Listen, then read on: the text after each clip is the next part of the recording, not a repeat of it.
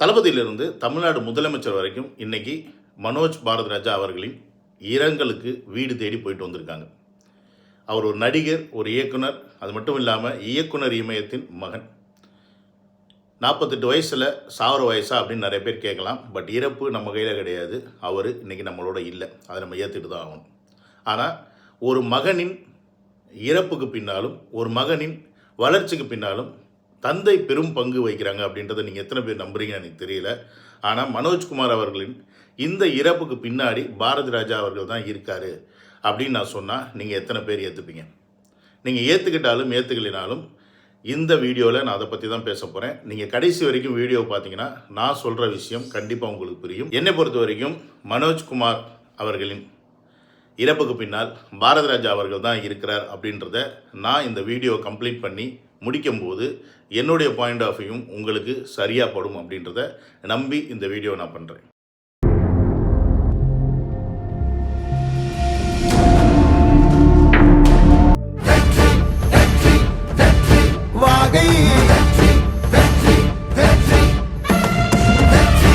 Welcome to Vijay stock and welcome to another video.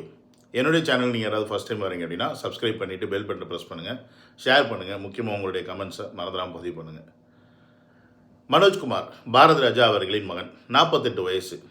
இந்த பக்கம் நான் இன்னொருத்தரை கம்பேர் பண்ண போகிறேன். யாருன்னு பார்த்தீங்கன்னா நம்ம தளபதி தான், வேறு யாருமே கிடையாது. இன்றைக்கி 50+ வயசில் போயிட்டுருக்காரு. இவங்க 2 பேருக்குடைய மிகப்பெரிய ஒற்றுமை என்னன்னு கேட்டிங்கன்னா அவங்க அப்பாக்கள் அப்படின்ற விஷயத்தை நம்ம ஒத்துக்கிட்டு தான் ஆகணும். சரி, ஃபஸ்ட்டு நம்ம மனோஜ்குமார் அவர்களுடைய கதைக்கு வருவோம்.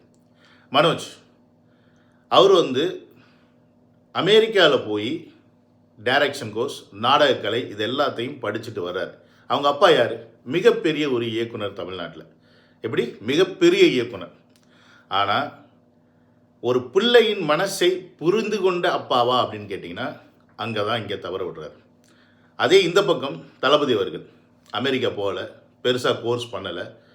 ஆனால் அவங்க அப்பாவும் மிகப்பெரிய ஒரு இயக்குனர். இந்த இடத்துல பிள்ளையின் மனசை அவங்க அப்பா புரிஞ்சுக்கிட்டாரா இல்லையா அப்படின்ற பாயிண்ட்டு தான் இந்த வீடியோவில் நம்ம ஃபுல்லாக பார்க்க போகிறோம். ஏன்னு கேட்டிங்கன்னா இவங்க 2 பேருக்கு பின்னாடியுமே இருக்கக்கூடியது யாருன்னு பார்த்தீங்கன்னா மிகப்பெரிய இயக்குனர்கள் தான். ஆனால் 2 பேர் இருந்தாலும் ஒரு அப்பான்ற இடத்துல அவங்க எப்படி நடந்துக்கிட்டாங்க, எந்த அளவுக்கு அவங்க பிள்ளையை புரிஞ்சுக்கிட்டாங்க, அவங்க பிள்ளையை எந்த அளவுக்கு முன்னாடி கொண்டு வந்தாங்க அப்படின்றத நம்ம இதில் புரிஞ்சுக்கணும். ஏன்னு கேட்டிங்கன்னா மனோஜ் அவர்களுடைய ஆசை என்ன அப்படின்ற ஒரு விஷயத்தை பாரதி ராஜா அவர்கள் கடைசி வரைக்கும் புரிஞ்சுக்கிட்டாரா அப்படின்னு கேட்டிங்கன்னா ரொம்ப இப்போ ஒரு 2-3 வருடங்களுக்கு முன்னாடி தான் அவர் புரிஞ்சுக்கிறதுக்கான ஒரு வாய்ப்பாக அவர் கருதியிருக்காரு. ஆனால் அவருடைய ஆரம்ப கட்ட காலகட்டத்தில் மனோஜ் அவர்கள் பெருமளவு ஆசைப்பட்டது என்னன்னு பார்த்தீங்கன்னா இயக்குனர் ஆகணும் அப்படின்ற ஒரு விஷயத்தை தான் அவர் மனசில் வச்சுருந்துருக்காரு. ஆனால் அப்பாவின் வற்புறுத்தினால ஒரு நடிகராக களமிறங்குறார். 1999 மனோஜ் அவர்களும் தளபதி அவர்களும் கிரிட்டிசிசத்தில் 2 பேருக்குமே ஈக்குவல், சளைச்சவங்க கிடையாது. தளபதி எப்படி ஒரு நடிகராக படத்தில் இறங்கும்போது அவருக்கு எந்த அளவுக்கு அவரை ஃபேஸை வச்சு கலாய்ச்சி கிண்டல் பண்ணி எல்லாம் பண்ணாங்களோ அதே கிண்டலும் கேலியும் மனோஜ் அவர்களுக்கும் நடந்துச்சு.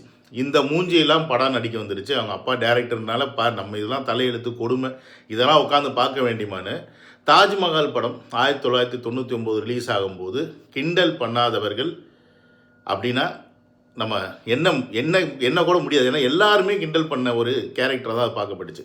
படம் ஃபெயிலியர் ஆச்சு. படம் இருந்தாலும் பேசப்பட்டுச்சு. அப்பா டைரக்ஷன், ஏஆர் ரஹ்மான் மியூசிக், பாடல்கள் பெரிய அளவில் ஹிட் ஆச்சு. ஆனால் படம் பெரிய அளவில் போச்சா அப்படின்னு கேட்டிங்கன்னா பெரிய லெவலில் ஒரு ஹிட் படமாகவும் நம்ம பார்க்க முடியல. பட் அதற்கு அடுத்தடுத்து வந்த படங்கள், அல்லி அர்ஜுனா போன்ற படங்களாக இருக்கலாம், அதுவும் போச்சு, பெரிய லெவலில் போல். ஆனால் அதுக்கப்புறம் ஒரு ஃபேமிலி சென்டிமெண்ட்டில் ஒரு படம், வசந்தம் என்னமோ ஒரு பேர் நினைக்கிறேன், அந்த ஒரு படம் நடித்தார். அது கொஞ்சம் நல்ல அளவுக்கு ஒரு வரவேற்பு வாங்கி கொடுத்துச்சு. பட் இது எல்லாமே ஒரு நடிகராக போனார். அதுக்கப்புறம் நடிகராக அவரால் ஷைன் ஆக முடியல. அப்புறம் சரத்குமார் கூட ஒரு கேமியோ ரோல்ஸ் அங்கே இங்கே இந்த மாதிரி ரோட்கள் தான் பண்ண ஆரம்பித்தார் ஒழிய தன்னுடைய ஹீரோ அப்படின்ற அந்த ஸ்டாண்டை அவரால் நிலைநிறுத்திக்கவே முடியல. ஸோ இதற்கு அவருக்கு நடிப்பு தெரியாதா அப்படின்னு கேட்டிங்கன்னா அப்படி கிடையாது. அவருக்கு நடிக்க தெரியும். ஆனால் மக்களின் பார்வைன்னு ஒன்று இருக்குது. ஒவ்வொருத்தரையும் ஹீரோவாக எல்லா மக்களும் ஏற்றுக்க மாட்டாங்க. ஒரு ஹீரோவாக ஒரு மக்கள் ஏற்றுக்கிறோம், ஒரு ஃபேன்ஸ் ஏற்றுக்கிறாங்கன்னா அதுக்குன்னு சில விஷயங்கள் அந்த ஹீரோ கிட்டேருந்து அவங்க எதிர்பார்ப்பாங்க. ஸோ அந்த விஷயங்கள் மனோஜ் அவர்களிடத்தில் மிஸ்ஸிங் அப்படின்றத புரிஞ்சிக்க வேண்டிய நபர் யாருன்னு பார்த்தீங்கன்னா அவங்க அப்பா பாரதி ராஜா. அதை புரிஞ்சுக்கிட்டாரான்னு கேட்டிங்கன்னா புரிஞ்சுக்கலை. பட் இந்த பக்கம் தளபதி பக்கம் பார்த்தீங்கன்னு வச்சுக்கோங்க, அவர் படிக்கிற வயசில் சினிமாவை பற்றி யாராவது பேசுனா அவங்க அப்பாவே வந்து திட்டுவார். படிக்கிற வயசில் ஏன் என் பிள்ளைய வந்து சினிமா பக்கம் இழுக்கிற? ஏன்னா அவருடைய பொறுத்த வரைக்கும் யார், எஸ்ஏசி அவர்களை பொறுத்த வரைக்கும் விஜய் அவர்கள் நல்லா படித்து பெரிய ஆளாகணும் அப்படின்னு ஆசைப்பட்டார். ஆனால் விஜய் அவர்களுக்கு எதில் ஆசை அப்படின்னு பார்த்தீங்கன்னா சினிமாவில் நடிக்கணும் அப்படின்றது தான் அவருடைய ஆசையாக இருந்தனால அவங்க அம்மா வந்து கொஞ்சம் வற்புறுத்தினால ஸோ இதெல்லாம் கலந்து அம்மாவை மிஞ்சிய வேறு விஷயம் இருக்காது. அப்போ கடைசியில் வேறு வழி இல்லாமல் அப்பா வந்து தன்னுடைய மகனை ஹீரோவாக அறிமுகப்படுத்துகிறார். நாளைய தீர்ப்பில் படம் ரிலீஸ் ஆகுது. படம் எந்த அளவுக்கு இருந்துச்சுன்னு நமக்கு தெரியும். பட் எந்த அளவுக்கு அவரை கழுவி ஊற்றுனாங்க அப்படின்னு தெரியும். அடுத்தடுத்த படங்கள் விஜய் அவர்களுக்கு எந்த மாதிரி படங்கள் அவங்க அப்பா கொடுத்தாருன்னு தெரியும். எந்த மாதிரி இமேஜை வந்து அது கிரியேட் பண்ணி கொடுத்துச்சு அப்படின்றது எல்லாமே நமக்கு தெரியும். இருந்தாலும் தான் நடிகர் அப்படின்ற ஒரு விஷயத்தை கன்சிஸ்டண்ட்டாக ப்ரூவ் பண்ணுற மாதிரி அவருக்கு அடுத்தடுத்த படங்களை ஆரம்ப காலகட்டத்தில் அவர்கள் அப்பா பையன் படிக்கணும்னு நினச்சே இருந்தாலும் சரி பையன் நடிக்கணும்னு வந்துட்டான், ஆசைப்பட்டான், ஸோ அதை செய்வோம் அப்படின்னு சொல்லி அதை மெனக்கெட்டு செஞ்சார். அந்த மெனக்கெடலுக்கு ஏற்ற மாதிரி ஒரு ரூட்டு போட்டு கொடுக்குற மாதிரி விஜயகாந்த் அவர்களை ஒரு படத்தில் வந்து நடிக்க வைக்கிறார் கூட. ஸோ அந்த படத்திற்கு அப்புறமா தளபதி அவர்களுடைய கிராஃப் கொஞ்சம் கொஞ்சமாக ஏறுது. ப்ளஸ் தளபதி அவர்களும் தன்னை ஒரு நடிகராக நிலை நிறுத்திக்கிறாரு மக்களிடத்தில். இந்த சைடு இதை பாரதிராஜா அவர்கள் செஞ்சாரா அப்படின்னு பார்த்தீங்கன்னா செய்யலை. அவரை பொறுத்த வரைக்கும் தன் மகன் பெரிய நடிகராகணும் அப்படின்ற ஒரு எண்ணம் தான் இருந்துச்சு ஒழிய மகன் மனசுக்குள்ளே இருந்த அந்த டைரக்டர் ஆசையை அவர் கடைசி வரையும் புரிஞ்சுக்கல. இதை பல இடங்களில் மனோஜ் அவர்களே பதிவு செஞ்சுருக்காரு. எப்படின்னு பார்த்தீங்கன்னா அவருடைய முதல் கதையான சிகப்பு ரோஜாக்கள், அதாவது அவங்க அப்பா எடுத்த சிகப்பு ரோஜாக்களுடைய படத்தை 2வது பாகமாக இவர் வந்து ஸ்கிரிப்ட் பண்ணி கிட்டத்தட்ட 14 வருஷம் ஆயிடுச்சு. இப்போ ரீசெண்டாக ஒரு இன்டர்வியூவில் கூட சொல்லியிருந்தார், அந்த ஸ்கிரிப்டை நான் எப்போ எடுத்தாலும் என்னால் அதை தொடவே முடியலைங்க, அதை கண்டினியூ பண்ண முடியல, ஏதாவது ஒரு தடங்கள் வந்துகிட்டே இருக்குது. ஆனால் அது இன்றைக்கும் ஃப்ரெஷ்ஷான ஒரு கண்டென்ட் தான், அப்படி ஒரு ஸ்கிரிப்ட் தான் அப்படின்ற விஷயத்தை அவரே பதிவு பண்ணியிருக்காரு. இருந்தாலும் தன்னை ஒரு இயக்குனராக நிரூபிச்சுக்கணும் அப்படின்ற ஆசைப்பட்ட ஒரு காரணத்தினால 2023 ஒரு படத்தை வந்து கண்டிப்பாக எடுத்து அவரும் வந்து இயக்குறார். அதில் வந்து முதல் ஷாட்டில் பாரதி ராஜா வச்சு தான் தன் மகன் இயக்குறார். அந்த இயக்கத்தை பார்த்த பாரதி ராஜா அன்னைக்கு தான் புரிஞ்சுக்கிறாரு, நம்ம பையன் மிகப்பெரிய ஒரு டைரக்டராக வர வேண்டியவனா நம்ம ஒரு நடிகராக இறக்கி அறிமுகப்படுத்தி இத்தனை வருட காலத்தில் அவனுடைய லைஃப்பை ஸ்பாயில் பண்ணிட்டோமே அப்படின்ற ஒரு விஷயத்தை அவர் கண்டிப்பாக அன்றைக்கி தான் உணர்றாரு. ஏன்னா அவருடைய அந்த டைரக்ஷன் பண்ண விதமாக இருக்கட்டும், அந்த இடத்துல கண்ட்ரோல் பண்ண விதமாக இருக்கட்டும், இதெல்லாம் பார்த்து சிலாயிச்சு பூரிச்சு போன ஒருத்தர் தான் பாரதி ராஜா.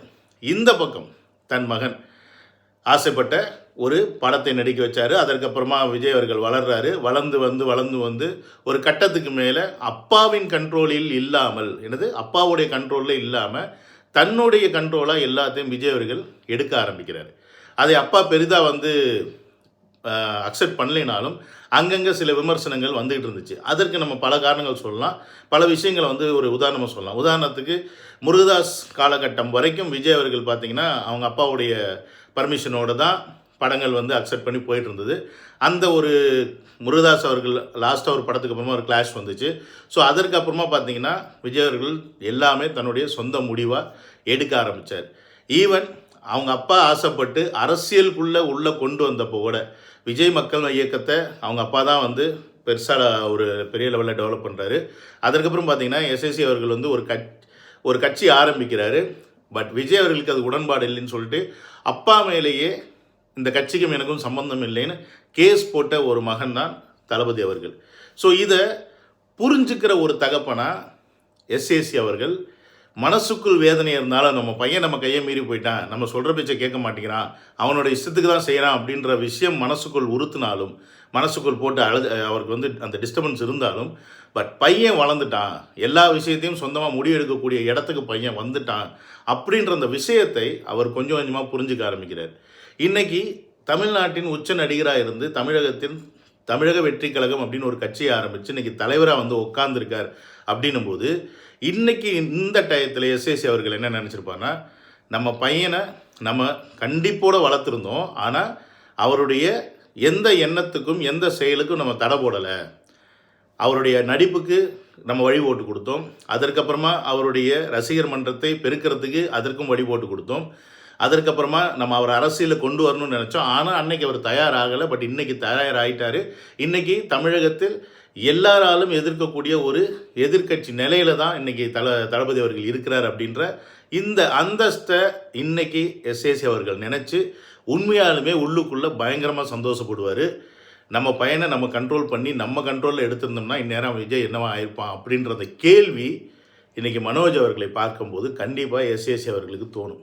ஏன்னு கேட்டிங்கன்னா, இந்த பக்கம் மனோஜ் அவர்கள் பார்த்திங்கன்னா எந்த ஒரு இடத்துலையுமே அவங்க அப்பாவை விட்டு கொடுத்ததே கிடையாது, தப்பாக பேசுனதே கிடையாது.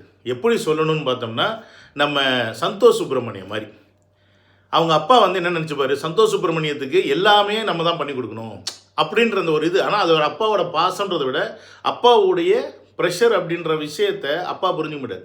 படத்தோட கிளைமேக்ஸில் தான் எல்லாமே நீங்கள் தான் பண்ணீங்க, உங்களால் தான் அப்படின்ற மாதிரி இங்கே தன்னுடைய அப்பாவுடைய இமேஜ் எந்த இடத்துலையுமே தவறாகக்கூடாது, நம்ம அவர் வந்து தப்பாக பேசிடக்கூடாது அப்படின்றனால அப்பாவோட ஆசைக்கு ஏற்ற மாதிரி நடிகர் ஆனார்.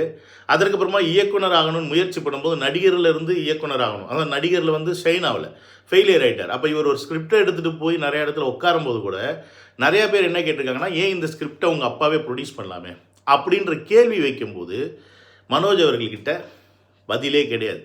ஏன்னு கேட்டிங்கன்னா, அவர் சொன்ன மாதிரி தான் ஒருத்தருடைய வழி என்ன அப்படின்றது அந்த இடத்துல இருக்கவங்களுக்கு தான்.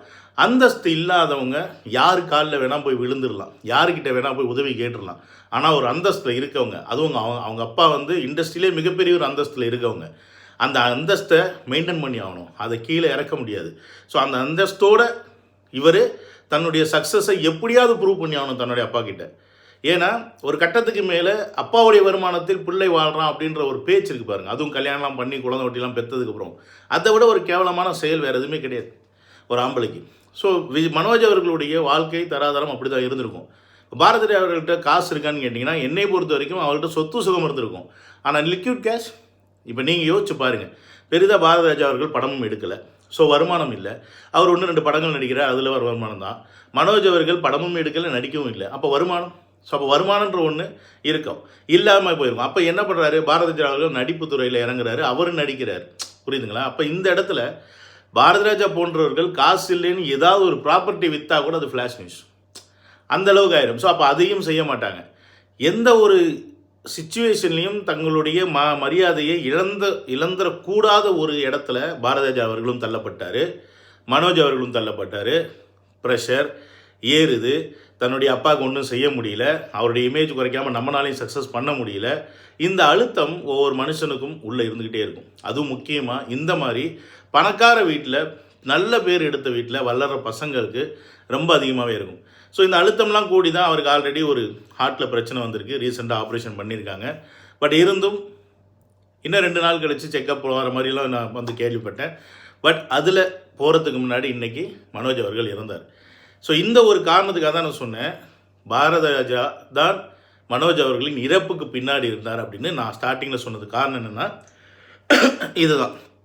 ஏன்னு கேட்டிங்கன்னா, தன்னுடைய மகனை ஆரம்பத்திலிருந்து புரிஞ்சு தன்னுடைய மகன் வந்து டைரக்ஷனில் தான் ஆசைப்படுறான், ஸோ அப்போ நம்ம அவர் டைரக்டராக ஆசைப்படுவோம், டைரக்டராக நம்ம வந்து அவர் வந்து இறக்குவோம் அப்படின்ற ஒரு விஷயத்தை பாரதிராஜா முன்னெடுத்திருந்தார் அப்படின்னா அது கண்டிப்பாக அவருக்கு இந்நேரம் மிகப்பெரிய சக்ஸஸாக கொடுத்துருக்கும். இதற்காக வந்து இவர் வந்து டைரக்டருக்கு வந்து ட்ரை பண்ணவே இல்லைன்னு கேட்டிங்கன்னா அப்படிலாம் கிடையாது.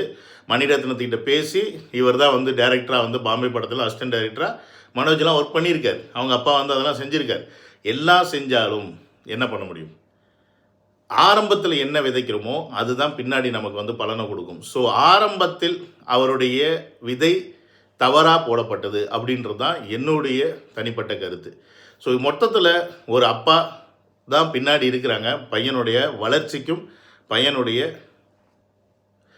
என்ன சொல்கிறது இறப்பாக இருக்கலாம், இல்லை பையனுடைய வாழ்க்கை மொத்தமாக கீழே போகிற லெவலாக இருக்கலாம், எதுவாக வேணால் இருக்கலாம். பட் இதற்கு பின்னால் இருப்பவர்கள் அப்பா அப்படின்றத மிகப்பெரிய ஒரு இமேஜ்.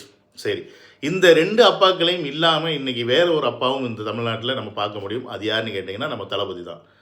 தன்னுடைய வசதி வாய்ப்புக்கு என்ன வேணால் பண்ணலாம். பையனும் ஹீரோ மாதிரி நடிக்கிற அளவுக்கு ஸ்மார்ட்டாக அழகாக இருக்காப்புல, ஹீரோ மாதிரி நடிக்கலாம். ஸோ ஹீரோவாக நடிப்பாரான்னு அவங்க கேட்டதுக்கு இல்லை எனக்கெல்லாம் டைரக்ஷனில் தான் இன்ட்ரெஸ்ட்டு அப்படின்னு சொன்னனால அவரை எந்த ஒரு இடத்துக்கும் கட்டாயப்படுத்தலோ தள்ளுதலோ எதுவுமே இல்லாமல் அவருடைய கேரியரில் சப்போர்ட் பண்ணுற மாதிரி டைரெக்டாக எந்த இடத்துலையும் தளபதி அவர்கள் இன்வால்வ் ஆகலை. அவராக வந்து அவருடைய கெப்பாசிட்டியில் இன்றைக்கி லைக்கா நிறுவனத்தில் ஒரு படம் பண்ணிடுறார் அப்படின்ற விஷயம் நம்ம எல்லாமே கேள்விப்படுறோம். ஸோ இதற்கு பின்னாடி முக்கியமான காரணம் ஒரு முகம், அது தளபதி முகம்தான். அவர் நேரடியாக சப்போர்ட் பண்ணாலும் பண்ணலைனாலும் இவர் பையன் அப்படின்னும் போது அந்த விஷயம் கிடைக்குது பாருங்கள், அது ஆட்டோமேட்டிக்காக கிடைக்கக்கூடிய ஒன்று. ஆனால் தன்னுடைய மகனை நீ நடிகனா ஆகு அப்படின்னு ஒரு ஃபோர்ஸோ, நீ டேரக்டர் ஆகு அப்படின்னு ஒரு ஃபோர்ஸோ, இல்லை அவங்க 2 பேரும் அவலாம் வேறு ஏதோ ஒரு பிஸ்னஸ் தொழில் பண்ண போகிறாரு அப்படின்னா கூட கண்டிப்பாக விஜய் அவர்கள் சம்மதிச்சுப்பார். ஸோ இந்த மாதிரி அப்பாக்கள் இருக்கும்போது பையன் இன்னும் ரொம்ப ஸ்ட்ராங்காக வளருவான், சொந்தமாக டிசிஷன் எடுக்க முடியும், நல்லது கெட்டை புரிஞ்சுக்க முடியும். இந்த நயவஞ்சக மக்கள் கூட நெருங்கி வாழ்ந்து வெற்றி அடையிறதுக்கு பல எப்படி சொல்கிறது மோட்டிவேஷனாக அவங்களுக்கு இருக்கும் அப்படின்ற விஷயத்தை இந்த வீடியோவில் ஸ்ட்ராங்காக சொல்லணும்னு ஆசைப்பட்டேன். ஏன்னு கேட்டிங்கன்னா, இது பணக்கார வீட்டு பசங்களுக்கு தான் இந்த மாதிரி பிரச்சனை. பாமர மக்கள் அடிபட்டு வர்றவங்களுக்கு பசங்களுக்கு என்ன பிரச்சனை இருக்க போகுது? ஏன்னா நம்ம வர்றதே கஷ்டத்தில் தான் உண்மையாக. இப்போ நாளாக அப்படி தான். ஸோ அந்த மாதிரி இருக்கும்போது இன்னை வரைக்கும் எத்தனையோ கஷ்டங்களை அனுபவித்தாலும், எண்ணங்கள் வந்தாலும், என்னடா வாழ்க்கைன்னு தோணினாலும், ஆனால் நம்ம தான் வாழணும், வாழ்ந்து தான் ஆகணும், ஏதாவது ஒன்று செய்யணுமே அப்படின்ற அந்த எண்ணம் ஒவ்வொரு மனுஷங்களையும் தானாக வருமானு கேட்டிங்கன்னா அது கொஞ்சம் ரேர். ஸோ அந்த மாதிரி இருக்கிறவங்க முடிஞ்ச அளவுக்கு போராடி முன்னேறுவாங்க. முடியாதவங்க இப்படி மூச்சு ஆண்டவன்ட்ட கொண்டு போய் கொடுத்துட்டு போயிடுவாங்க. ஸோ இந்த விஷயத்தை உங்ககிட்ட நான் ஷேர் பண்ணணும்னு ஆசைப்பட்டேன். ஸோ அதனால தான் இந்த வீடியோ. மற்றபடி பாரதி ராஜா அவர்களை வந்து நமக்கு வந்து மட்டப்படுத்தணுமோ, இந்த இடத்துல எஸ்எஸ்சி அவர்களை தூக்கி வச்சு பேசணும் அப்படின்னு எந்த ஒன்றுமே கிடையாது. இது எல்லா அப்பாக்களுக்கும் பொருந்தக்கூடிய ஒரு வீடியோவாக இருக்கணும் அப்படின்றனால தான் இந்த கம்பேரிசனை நான் இந்த வீடியோ மூலியமா உங்கள்கிட்ட கொடுத்தேன். கஷ்டத்துல பங்கு எடுத்துக்கிட்டு என்னை விட அதிகமாக கஷ்டப்பட்டு என்னை தேத்தி கொண்டு வந்து எல்லாம் சரியாயிடும் பாசிட்டிவா பேசி கொண்டு வந்த ஒரு ஜீவன் ஸ்கூல்லேயே இருந்துகிட்டே இருந்துச்சு. உனக்குள்ள இவ்வளவு இருக்கா, நான் என்னமோ நினைச்சிட்டேன், நான் தான் கொண்டு வந்திருக்கணும்னு என்ன சொல்லுவோம்னா, நீ என் இடத்துல இருந்து பாரு, நீ வெளியே இருந்து பார்த்து பேசாத. நான் என்ன கஷ்டப்படுறேன்னு எனக்கு மட்டும்தான் தெரியும். ஆனா அந்த கமெண்ட்டுக்கான வழி உனக்கு என்னன்னு தெரியுமா? உனக்கு அது வந்தாதான் தெரியும். ஒரு மகன் வந்து தந்தை முன்னாடி என்னங்கிறத ப்ரூவ் பண்றது எல்லா பசங்களுக்கும் இருக்கும். உனக்கு என்ன தோணுதோ எடு, யாரை பத்தி கவலைப்படாது. But I hate a belief, கண்டிப்பா I will become a director one day. Vijay அவர்கள் என்னெல்லாம் சினிமா இண்டஸ்ட்ரியில் அசிங்கப்பட்டாரோ அதே அசிங்கங்கள் மனோஜும் பட்டார். விஜய் அவர்களுக்கு என்னெல்லாம் பேக்ரவுண்ட் ஃபெசிலிட்டிஸ் இருந்துச்சோ அதே பேக்ரவுண்ட் ஃபெசிலிட்டிஸ் மனோஜ் அவர்களுக்கும் இருந்துச்சு. ஆனால் ஒருத்தர் ஷைன் ஆகிறாரு, ஒருத்தர் ஷைன் ஆக முடியல. ஸோ இதற்கு என்ன காரணம்? தொடக்கம். அந்த தொடக்கம் சரியாக இருந்திருந்தால் எல்லாம் நல்லா நடந்திருக்கும் அப்படின்னு நம்ம நினைக்கிறோம். அந்த நினைப்பில் தான் நான் அந்த வீடியோவும் போட்டிருக்கேன். மற்றபடி என்ன நடக்கணும் ஏது நடக்கணும் அப்படின்றது நம்ம கையில் கிடையாது. நமக்கு மேலே ஒருத்தர் இருக்கிறான், அவன் தான் அதை டிசைட் பண்ண போகிறான் அப்படின்றதுல மாட்டுக்கிறதே கிடையாது அப்படின்ற சொல்லி இந்த வீடியோ முடிச்சுக்கிறேன். See you on another video. Love you all. Take care. Bye bye.